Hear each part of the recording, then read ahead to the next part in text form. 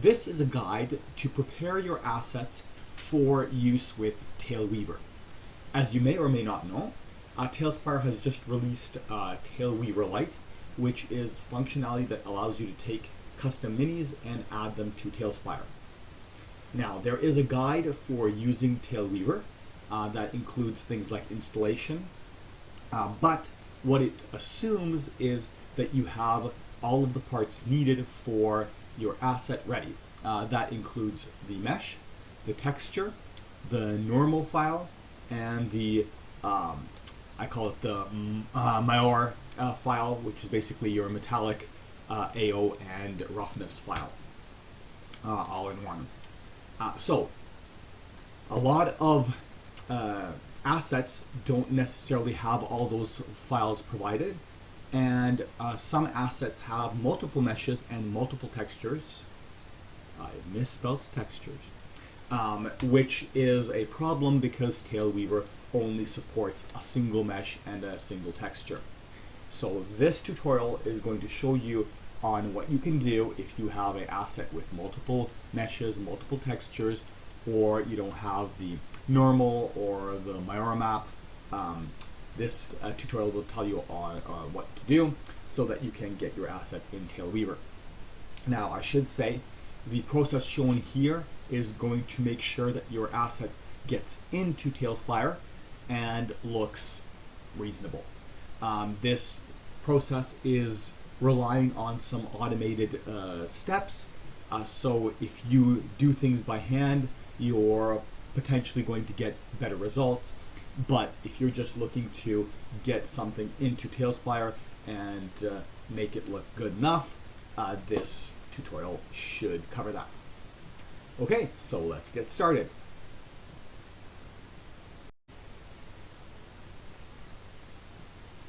To make this process work, we're going to need some software installed. Now again, if you're using a similar process, but not exactly, you can use different software, but this is what I am going to suggest that you install for following this process. So first thing, we are going to need Blender. You could use a different mesh editing software, 3D editing software, but I recommend Blender because one of the other software that we're going to install is a plugin for Blender. So you might be able to get the equivalent in a different software, but again, for this tutorial, I suggest starting with Blender and then picking up the Material Combiner plugin for Blender.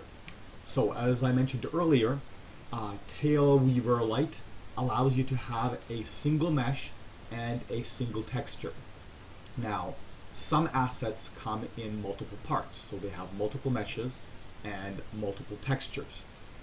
In Blender, we're going to be able to combine those meshes into one, but we also need to do the same thing for the texture, because each part typically will have its own texture, and we need to combine that into a single one. You can do that manually in Blender, but this plugin, the Material Combiner plugin, makes that process a lot easier and automated, so I recommend downloading that and installing it in your Blender.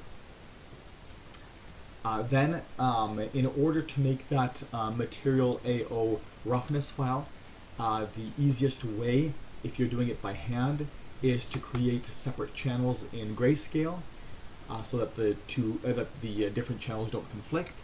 And then I've created a Python script that will combine those channels together into the one AOR file. So in order to run that Python script, we're going to need Python installed, and in order to be able to use Python to work with images, we need Pillow for Python installed, which is really easy to do. I will go through that process for you. And lastly, as I alluded to, there is my merge Python script that will take the 4 different channels and merge them into one file to create that Mora file. Okay, so I'm not going to go through the process for installing Blender. That is a common software, and if you need instructions on how to install it, you can find lots of tutorials online. Similarly, I'm not going to go through the process of installing the Material Combiner plugin. I will try to provide a link for that at the end of this video, but the process for installing it is just like any other plugin, and you can find that online. Similarly, I'm not going to go through the process of installing Python. Again, Python is a very common interpreter, and you can find many tutorials online on how to install it. Once you got Python installed, to install Pillow is very easy. At the command prompt, just type pip install Pillow, and that will install Pillow for you. Pillow is just a library for Python that allows manipulation of images. And lastly, I will leave a link for the merge Python script so that you can download those and use those to create that Mora file. Okay, well, let's get started. Okay, so here we are in Blender, and I've pulled in an asset. The asset consists of Black Widow here and a nunchuck. Now, in my particular case, I downloaded these separately and put them together, which you can do if you have a character that you want to add weapons to or something like that. Or sometimes the asset itself will have multiple meshes. A shout out here to Creator234 for the Black Widow asset here, and to Goliath, Gloyus, for the nunchucks. Okay, so the first thing that we want to do is we want to take each asset and go to Object, Apply, All Transforms. This is necessary because in some cases, depending on the software that it came from, the asset could be scaled but not have the transforms applied, and that will tend to cause problems when you use the mesh combiner. So I'm going to do that for the nunchuck also. Okay, so now, as we said before, Taleweaver Lite does not allow you to have multiple meshes or multiple textures.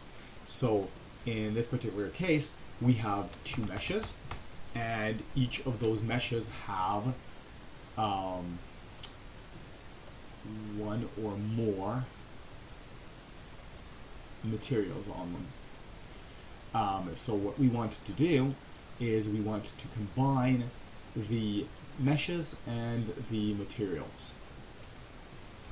So we're going to start off by combining the materials. In order to do that, assuming you've installed that Material Combiner plugin, you're going to open out your side menu, typically by pressing N on the keyboard, or you can use your mouse to do that, and you should have a Material Combiner tab here. Okay, that will slide out to this panel. It's got a bunch of settings, but don't worry about that. Just go to the Generate Material List and click on that.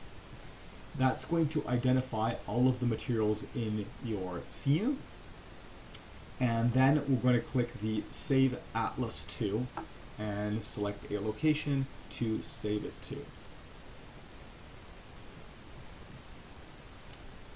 And now what you will notice is in some cases the texturing does change a little bit, the look and feel of it. That's because on the original we probably had things like metallic and roughness set, whereas the combiner combines just the diffuse map, and so you lose some of that. But you can see that it still has all the texturing on it. But now if I go and look at the model, it's using a single combined texture. So now that we've got the texture combined, we are going to combine the meshes. And since we are not looking to make this manifold, like we're not going to be using it for 3D printing, so we don't need to make sure that we have a mesh that connects everywhere. We just want to make sure that we have one mesh. Joining those meshes is pretty easy. Just select both meshes in the scene, go over to your main screen and hit Control J. And nothing happens. Now, when you do the Control J, if nothing happens, then that typically means that the meshes are in a hierarchy and we may need to clear that before we can join them. So I'm going to try to do that. I'm going to go over to here and select Parent, Clear, and Keep Transformation. And then I should be able to delete this hierarchy here. And I'm going to do that same thing over here. Let's try it at this level. So Object, Parent, Clear. So what that is doing is, if you have a hierarchy and your mesh is somewhere at the bottom of that hierarchy, it's removing that hierarchy, i.e. the clear, the parent, but the keep transform means that we leave the position, orientation, and location of the mesh where it was, even though it no longer has a parent. So typically, if you have a parent and the parent is creating a offset of position or rotation or scale, when you would remove the child from the parent, the child would no longer inherit those. When you do the clear with but maintain transform, those all remain applied. Okay, so let me see if I can join it now.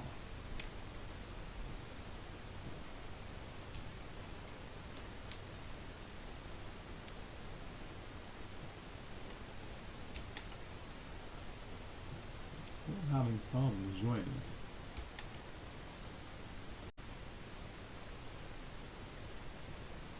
Okay, so in order to join it properly, I figured it out, you need to go down to the mesh level. So look for this little icon. So in this particular case, you can see that this asset still has, probably because of that chain, has many of these meshes. So I just need to select always 2 of them, go over to the main page and go Control J for join, and we can see that we're starting to join them all up.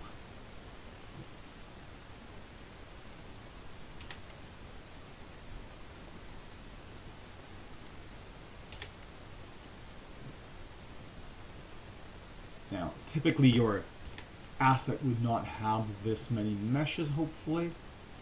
So this should be a pretty simple task. Here they've decided to make each chain link a different mesh, probably so that it could be potentially animated, but that's now causing me to have to go through all of this one by one and joining them all up into a master mesh.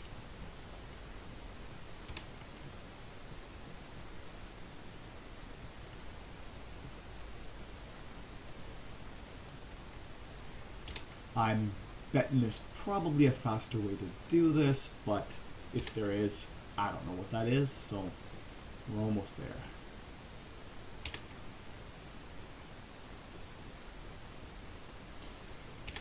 Okay, and then I'm going to go over here, Object, Parent, Clear,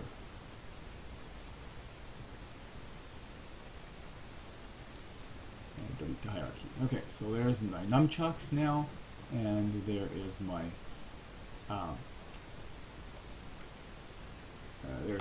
Black Widow.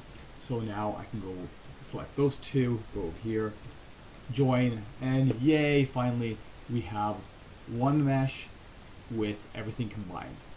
and that one mesh has one material that is also combined.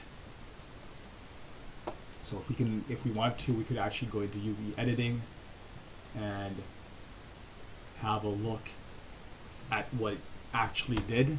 So this looks like it's the asset for Black Widow, and I'm guessing, not sure which this one is, but probably both of these are for the nunchucks. So it's basically taken what probably was 3 different textures and created one master texture with all of the UV properly adjusted.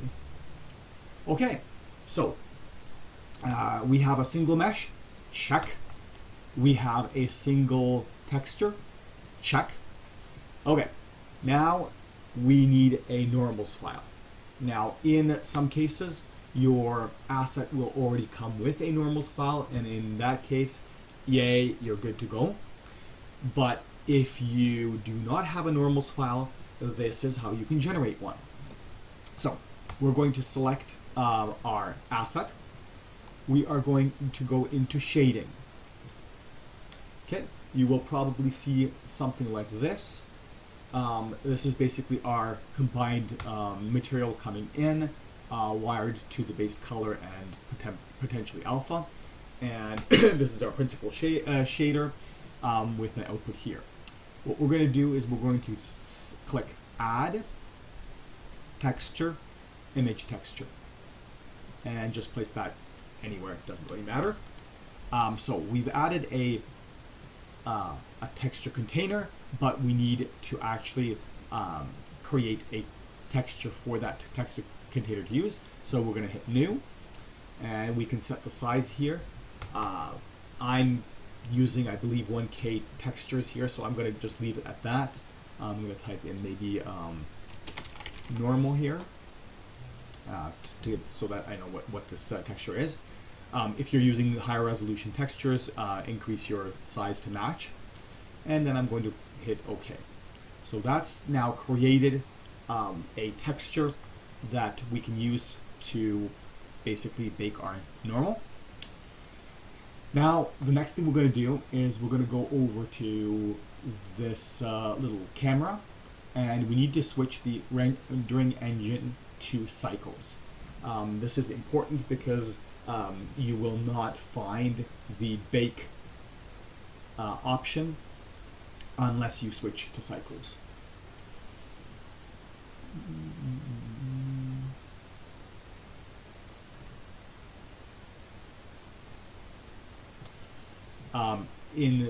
Here under cycles, if you have a decent GPU, you might want to switch your rendering to GPU instead of CPU, since CPU is typically slower. But for our one texture, it probably isn't going to make a big difference because it's not like you're rendering thousands of frames. Okay, so we're going to go down to bake. Under bake type, we want normal, so we're going to ask it to bake the normal type. And then make sure that your asset is selected, the new texture that we added is selected, and then we're just going to hit bake. And what that's going to do is it's going to calculate the normals and place the resulting normal file into this container that we've added. Okay, so our normal file has baked here. Now we can go to this little hamburger menu. Under image, we have save as, so we can now save our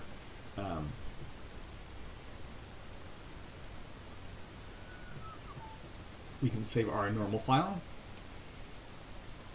and we're almost there. So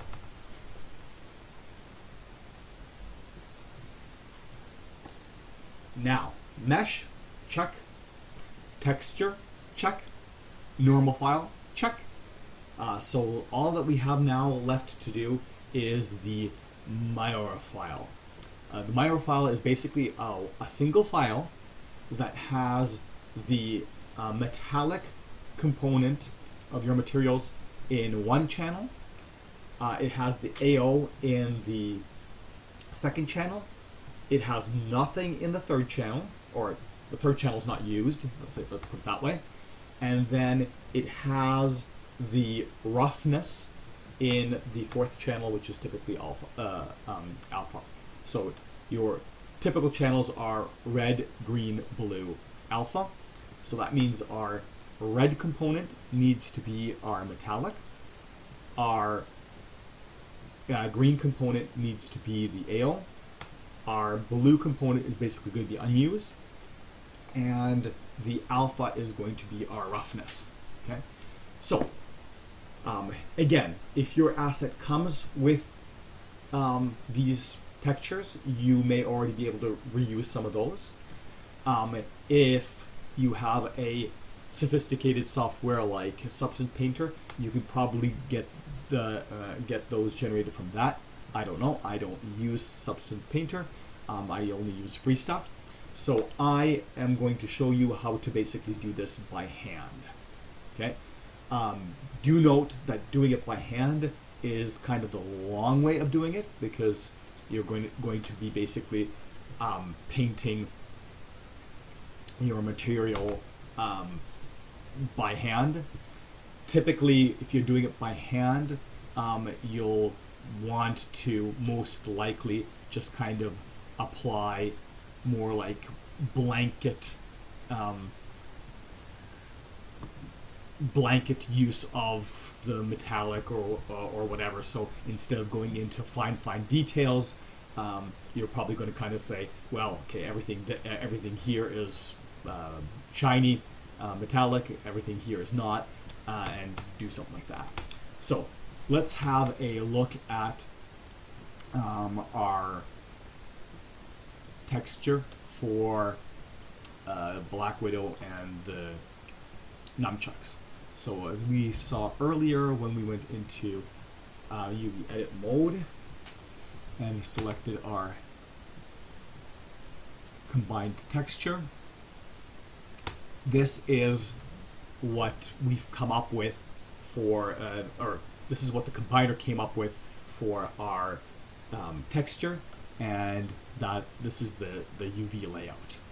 So what we want to do is, first of all, we want to get this UV reference.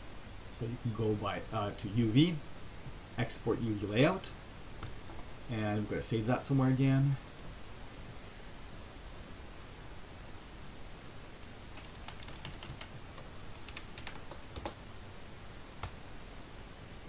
The reason we're getting this, obviously, is if we want to make some parts metallic, some parts not, we need to be able to know where in the texture certain things are. Okay, so let's open that up in a imaging software.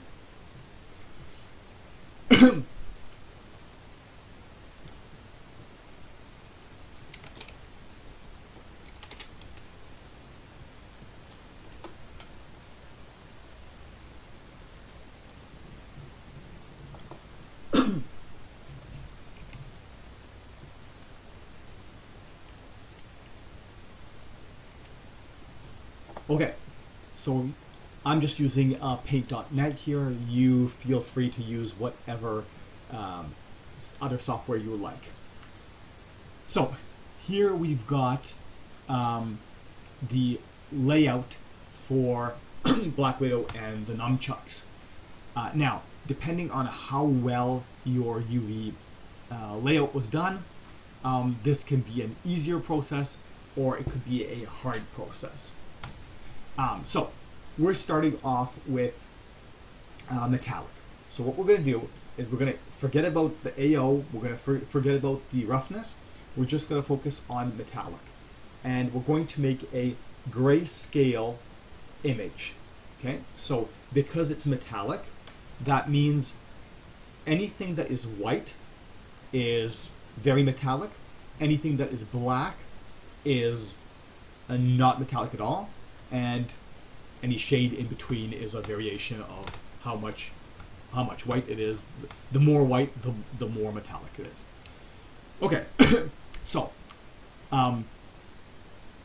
On Black Widow itself, for simplicity, yes, Black Widow had a belt that probably had a metallic buckle, but I'm going to ignore that for the moment. I'm going to say that Black Widow is probably not metallic at all, so I'm going to fill in, make a layer here, and I'm going to fill her in with black.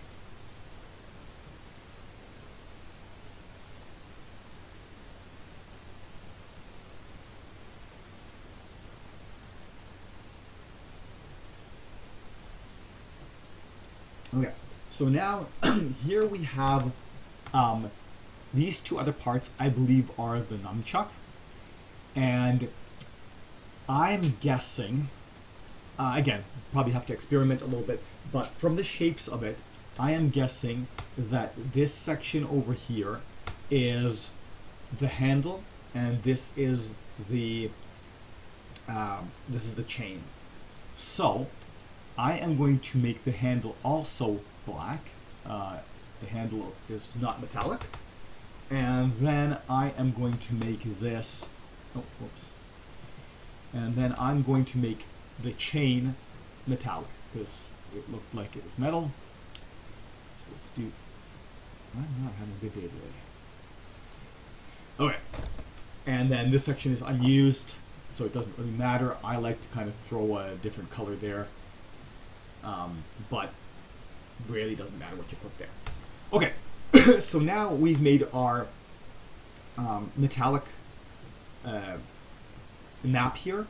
Again, I'm going very simple here, kind of extreme of this is not metallic at all, this is fully metallic. If you were trying to get some detail in there, you'd probably try to isolate which part of this Black Widow is the belt buckle, and maybe make that partially metallic or something like that. Here we're just going with some simple example. Okay, so I'm going to get rid of the UV for a moment, and I'm going to save this as my metallic map, but I want to prepare it nicely for the that merge script. So we know that the metallic goes into the first channel, which is, again, the channels are RGB A. So this is going to be my red channel, so I'm going to save it with R. That's going to make it easier later. Okay, next is the AO, the green channel. I really have no understanding of the AO channel. I'm not sure exactly what it does. So I'm going to just make it all, one uniform color. But again, the process is exactly the same. You could use your, let's cheat and bring back our UVs. Okay, so I'm going to do just this for the AO. But again, the process would be the same, that if you wanted certain parts, a different amount of the AO, you could do that using your UV layout here. And then, again, just before saving it, you want to get rid of that UV and save it. So now the AO is the second channel, so RG.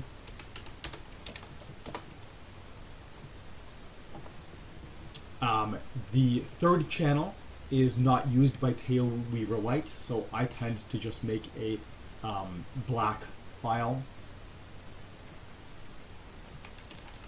And that's going to be our blue channel, third channel. The merge script does need you to provide a third channel file. So it really doesn't matter what you put here. If you want to sign this with your signature, go right ahead, because again, Taleweaver doesn't use it. And then we've got our roughness. So I'm going to go back and get my UV again. Okay, so roughness. So let's say we want to make the Black Widow's outfit. It's not metallic, but it's kind of on the glossy side. So, little latex. So let's say we want to make that shiny. So again, it's the roughness. So white should mean full roughness. Dark should mean smooth. Smooth. So we are going to go with a fairly dark, but not fully for Black Widow. And then I think that the face, we do not want that shiny. We're going to probably want the face more rough. So I am going to grab a lighter color here. And this appears to be the face. It looks like they're probably using a mirror for that. In that we're seeing here only half a face. So they're probably just using the same thing for both sides. So I'm going to do that. Oops.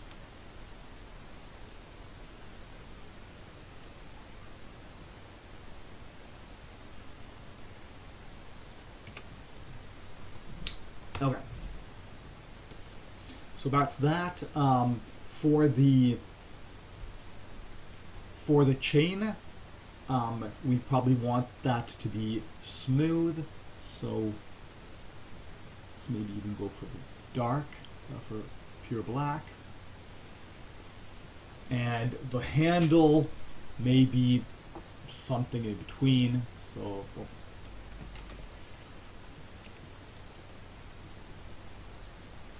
let's do that. Okay, get rid of that. And there we have our RGBA, our last channel. That's our roughness channel. Okay, so now we have 4 files, grayscale files, and we need to get those together into one file so that we can use that for Taleweaver Lite. And that is where that Python script comes in. So I'm going to show you how to do that next. Okay, so what you're going to need to do is open up a Windows prompt. You can do that from your start menu, type CMD and press enter. If you're on a Linux machine, you're going to open up your terminal instead. But anyways, open up your Windows prompt and navigate to the folder where you saved your ARGB files, and that's the folder you should also copy or merge Python script into. I am assuming here that when you installed Python, the installation placed Python in your path directory, so you can call it from anywhere. If that's not the case, you're going to have to modify this command to address the fact that your Python is not accessible from everywhere. So you're going to type Python. That tells it that you're trying to run this Python script using the Python interpreter. You're going to provide the name of the script that you want to run, so that in this case is merge.py. And then this script expects 5 parameters. It expects the 4 channels that we're merging, and then it expects an output file name. Make sure that you are putting these in the correct order, because if you put them in the wrong order, it's not going to work right. So again, the channels are RGBA, and if you named them correctly when you were saving them, as opposed to metallic AO, blank and roughness, you can basically just do this. R G B A. Okay, so those are the 4 channels that we are 4 files that we're going to put into the 4 channels. and then outside the output file, we can call it, let's say,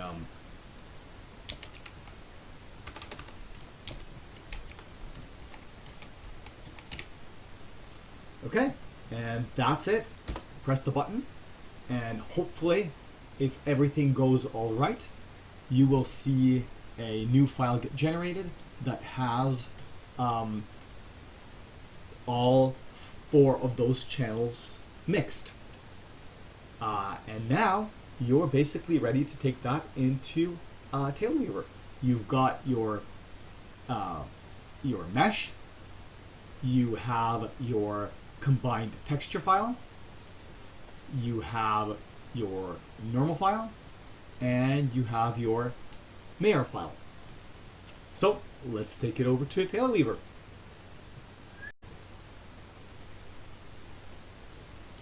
Okay, so before we get out of Blender completely, there's one last thing we need to do, and that is select our asset, go to File, Export, FBX. Although you really don't need to have the textures embedded in your asset because we're going to import them individually, I like to switch this to copy and turn this on. This embeds the textures that the asset currently has into the FBX file, so that if I ever need to reuse the asset later, I don't have to worry about searching for the corresponding textures. And then we're just going to go to wherever we want to save it.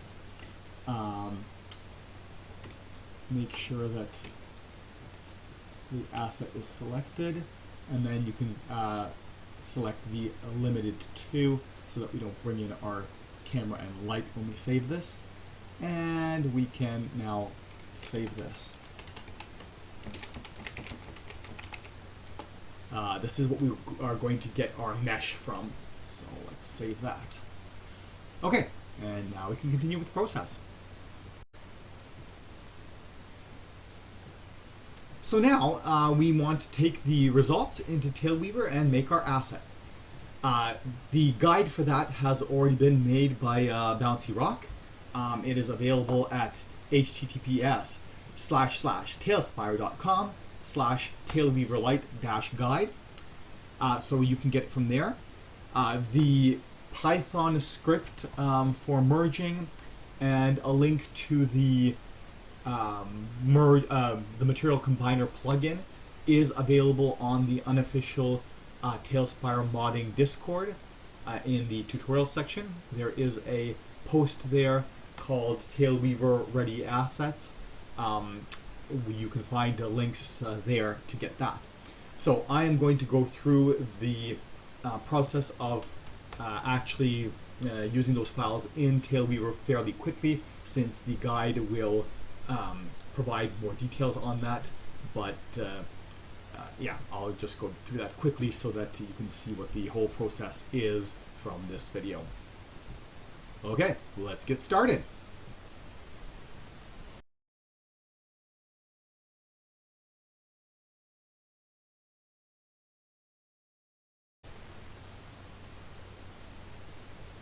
Okay, so when you open up Taleweaver, the project should look something like this.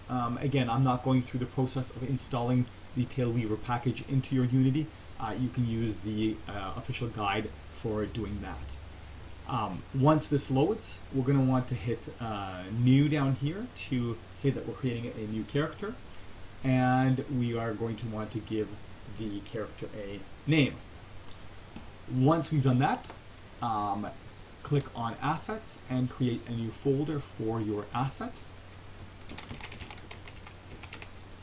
You could just import it directly into Assets, but I like to be organized, so I create a subfolder.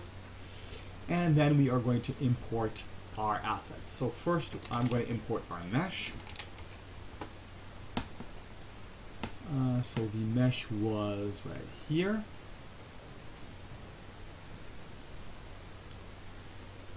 And next, we're going to want to import our texture files. Okay, so same thing. We just import new assets, and we're going to select our diffuse texture. We're going to select our normal, and we're going to select our layer file. Okay, so then we need to do small modification or settings on these files to make them usable. So we're going to first go to the diffuse, and we want to make sure that read-write is set and that sRGB is enabled. Apply that. Then we're going to select the two other files. We're going to make sure that read-write is enabled, but this time that sRGB is not enabled. Okay, now we should be good to go. So over here we have Black Widow. We're going to click on Mesh, and somewhere in this list you should see your mesh. There she is. Okay, then over here we're going to see our albedo texture, which is our diffuse. So that is going to get our combined texture file. Then we want the normal, so we're going to take the normal and drop the normal here, and then the layer file. So okay, so now we can see, oh boy, the orientation is definitely not right. So we're going to go here and click on Focus Creature for Rotation, and we're going to fix up the rotation. Make sure she's facing the right way.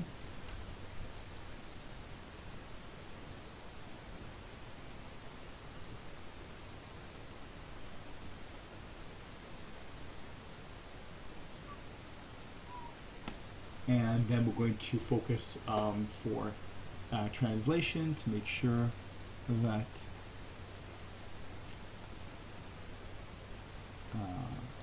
that we've got it properly set on the base.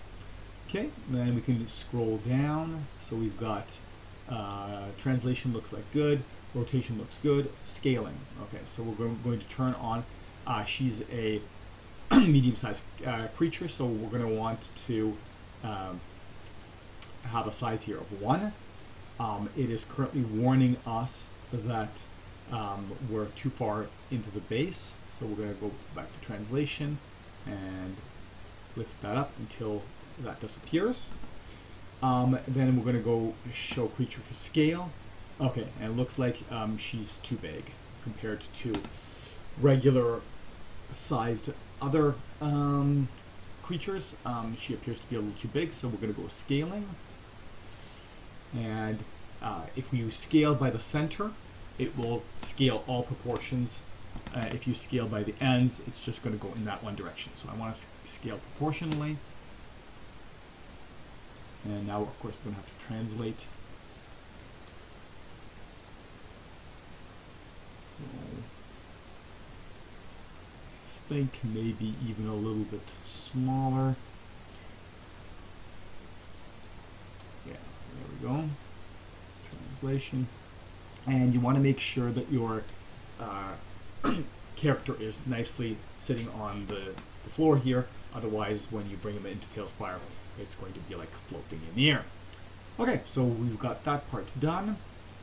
If you were making a character that was, for example, large, then you'd want to switch this to like 2.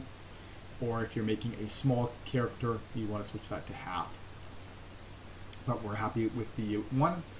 Okay, so now we need to set points of interest. So head, we're just going to go up to the head.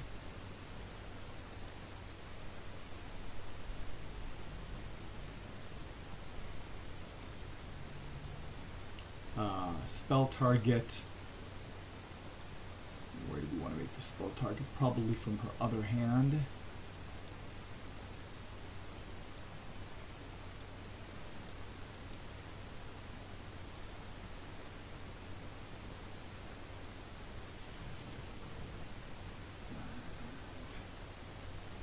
hit location usually is in the center of the chest.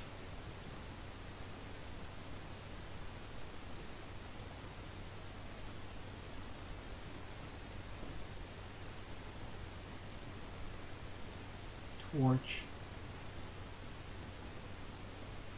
head level in front. And looks like we've got a bit of an angle to her. It's a little bit odd shape. It looks like her boots are right now standing straight, but the mesh seems to have a little bit of a tilt to the upper body, so I'm going to probably compensate for that a little bit. Rotation.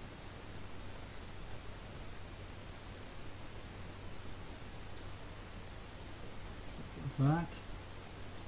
Okay, and we've set that, so now we can set the photograph, thumbnail. So usually I go with, for this one, I go with a more headshot.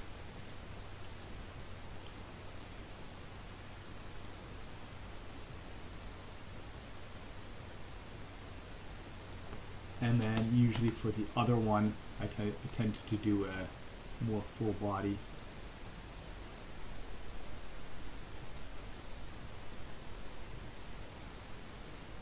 My understanding is that the small one is the portrait that's used inside the game, and this other one is not really used, but it generates that picture, which is ideal for when you're posting to mod.io, because you need a portrait there, and so that's the right size for mod.io. Okay, and then once we're done, all we do is hit save, and we can save our asset. Now, what's the difference between save and export from mod.io? Save will save it as a TS mod file, which you can then put into your mods folder, and it will show up then in your library under local content. The export from mod.io instead creates a zip file, which is used to upload that asset to mod.io. So I would highly recommend that, assuming your asset is legal to be shared, you need to double check that. If the license prohibits sharing of the asset, for example, if you got the asset from Hero Forge or something like that, like a paid source, typically you're not allowed to distribute it. So in that case, you have to use the save TS mod option, and then you would only share it with your small group, which typically is acceptable, as opposed to uploading it to mod.io, where it would be illegal because you're sharing it with a large number of people. So assuming that your asset is legal for distribution, then you can use the export mod.io. That will make a zip file of it, and you can upload it to mod.io to be shared with other people. But before doing that, I would highly recommend to use the save option anyways. First, test the asset locally to make sure it is working properly, and only if it is working properly, go back and hit the export for mod.io and upload it to mod.io. That way you make sure that you're not uploading anything to mod.io that isn't working correctly. It should be noted that if you do save as a TS mod file and later want to export for mod.io, you can use the load feature. Provide the location of your TS mod file, it will load that asset back up, and then you can just hit the export for mod.io. So you don't need to do those both at once. Obviously, the other option would be just to hit both of these right away, and then when you confirm that the mod is working properly locally, you've already got it also packed up for mod.io. Okay, so you've now saved it as a TS mod file. How do you use it in Talespire? Let's go through that.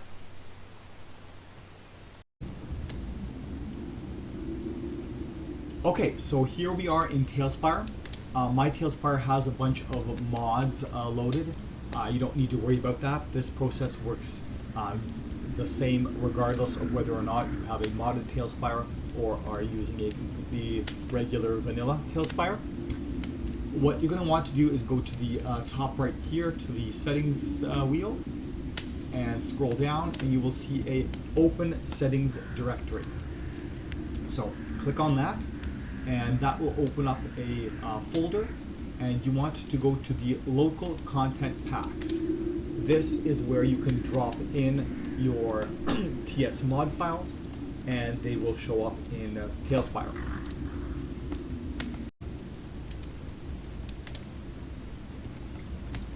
So I will take my Black Widow TS mod file, copy, and then I will go back to here and I will drop it in.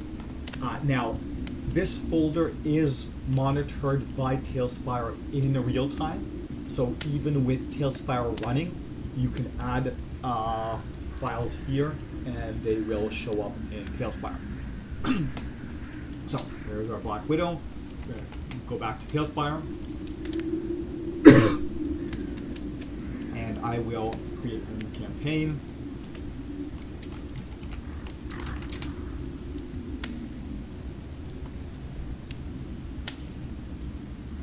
Open that campaign up.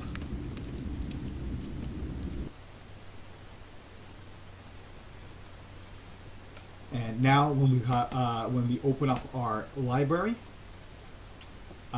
we can go over to the creatures, and if we scroll down to the very bottom, you will see that there is a local section, and you can see that I've got a bunch of local assets here, but there is Black Widow, and we can see that it's using that portrait that we captured during the Taleweaver process.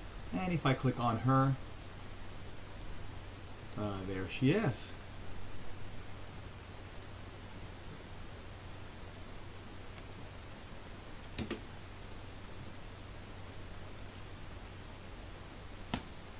So that is how you add custom minis to Talespire using the Taleweaver process. This is how you can prepare your files for doing that. Once again, now that we've confirmed that the asset works, we could go to a mod.io, the Talespire section. If you don't have an account, you need to make one, and then we could upload this asset to the store. And that's about it.